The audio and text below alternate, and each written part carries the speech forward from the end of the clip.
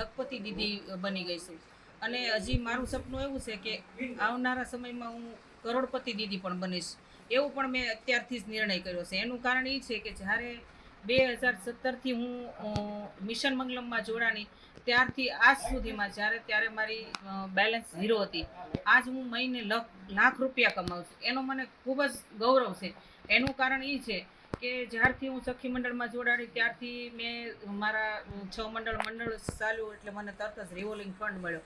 Fund દ્વારા મેં નાની પ્રવૃત્તિઓ ચાલુ કરી. તેમજ મારી સાથે અમારા બાઢડાની અંદર 12 સ્વસહાય જૂથ બનાવ્યા. એ સ્વસહાય જૂથ દ્વારા જે બહેનો કામગીરી કરે છે એના દ્વારા મેં અત્યારે અલગ પ્રવૃત્તિઓ ઊભી કરી છે. અને મેં પણ પોતે ખુદ પ્રાકૃતિક ખેતીમાં જીવામૃત અને ધન જીવામૃત એનું હું પોતે બનાવું છું અને પણ વેચાણી કરું છું. અને હું ખેતી પણ પ્રાકૃતિક કરું છું. પ્રાકૃતિક ખેતીની અંદરથી મને સારો એવો નફો મળે છે. એનું કારણ એ છે કે લોકોને અત્યારે સ્વાસ્થ્ય બહુ બગડ્યા છે એટલે પ્રાકૃતિક ખાવા માટે વધારે લોકો આકર્ષાય છે. એટલે અમે પ્રાકૃતિક ખેતીમાંથી પકવીએ છીએ એનો અમને સારામાં સારો ભાવ મળી રહે. તેમજ અત્યારે જે હું હર્બલ શોપ બનાવું છું, અલગ પ્રકારના અત્યારે જે અથાણાની સિઝન છે તો મેં ઘણા પ્રકારના અથાણા બનાવીને વેચ્યા પણ છે માર્કેટની અંદર. એમાં પણ મારું લોકોને ભરોસો એટલે મને માર્કેટ કરતાં 50 રૂપિયા અથાણા 1 કિલોમાં વધારે ભાવ મળે છે. જેમ કે અત્યારે હાલ અથાણાની અંદર મેં 8 થી 10 પ્રકારના અથાણા બનાવ્યા છે અને સારું એવું વેચાણ પણ કર્યું છે. જ્યારે શિયાળાની અંદર પાપડની સિઝન હતી તો પાપડે મેં વેચ્યા છે. મારા જે સ્વસહાય જૂથના બહેનો છે એ પણ અલગ પ્રકારના પાપડ બનાવીને વેચે છે.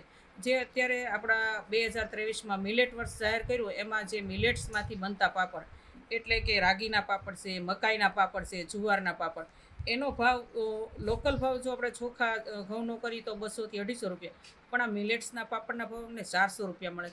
તો એમાં પણ અમને સારામાં સારી ઇન્કમ થઈ છે. અને જે હું rural self employment training institute છે એમાં ટ્રેનર તરીકે ફૂડ પ્રોસેસિંગમાં કામ કરું છું. જેમ કે પાપડ, પિકલ, મસાલા પાવડર અને ફાસ્ટ ફૂડ કે અત્યારે જે ફાસ્ટ ફૂડનો ક્રેઝ વધ્યો છે અને લોકો બહારથી લાવીને ખાય છે.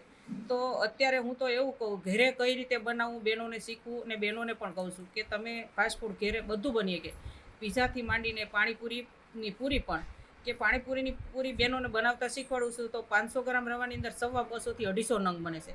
અને અત્યારે જે માર્કેટમાં મળે છે એ તેલ બી સારું હોતું નથી. અને બહેનો પોતે બનાવશે તો સારામાં સારું તેલ વાપરશે તો જે પોતે ખાય પોતાના બાળકોને ખવડાવશે, લોકોને વેચાણ કરશે તો કાંઈ નહીં તો કમસે કમ એના સ્વાસ્થ્ય ઉપર સુધારો થાય. અને જ્યારે એમાંથી પણ એ ટ્રેનિંગના મને પર ડેના 1200 રૂપિયા મળે.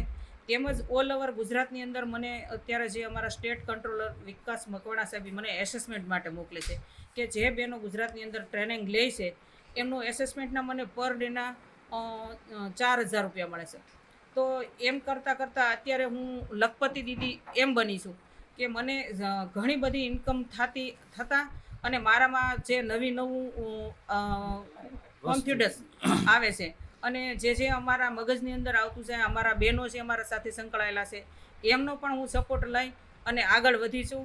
અને બહેનો દ્વારા તેમજ જે અમારા માળખા હોય છે, જે મિશન મંગલમ છે, તેમજ અમારા બાઢડાની અંદર અત્યારે જે 2 NGO કે અંબુજા ફાઉન્ડેશન એમાંથી પણ સારી એવું અમને એ લોકો પણ અમને સારી રીતે બધી ખેતીમાં કે એમનો પ્રોજેક્ટ છે બેટર કોટનનો, એમાં પણ એક જેન્ડર કમિટી છે એમાં પણ મને પ્રમુખ બનાવી છે. અને જે અમારી પીડી લાઇટ સંસ્થા જે ખડસલી લોકશાળામાં આવેલી છે એ પીડી લાઇટ સંસ્થામાં પણ મેં બહેનોને સારી રીતે જોડી છે. તેમજ મારે પોતાની પાસે એક FPO છે. FPOમાં અમે અત્યારે એક ખેડૂત મલ ઊભો કર્યો છે. એમાં 350 ખેડૂતોને અમે જોડ્યા છે. અને એ 350 ખેડૂતો જે અમે એક જ જગ્યાએથી વસ્તુ ખરીદી છીએ.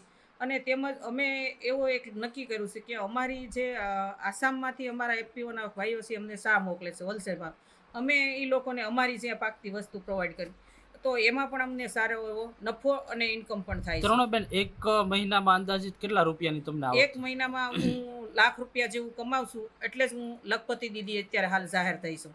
અને હજી હું ટૂંક સમયમાં એવી જ સરકારશ્રી તેમજ ભગવાનને પ્રાર્થના કરું કે મને કરોડપતિ દીદી બનાવી હતી. અને મારું જોઈને મારી જે ગામડાની બહેનો છે એ પણ લખપતિ દીદી બને અને લખપતિ દીદી બનાવવું એવું મારું પણ સપનું છે કે બહેનોને મારે લખપતિ દીદી બનાવી જ છે.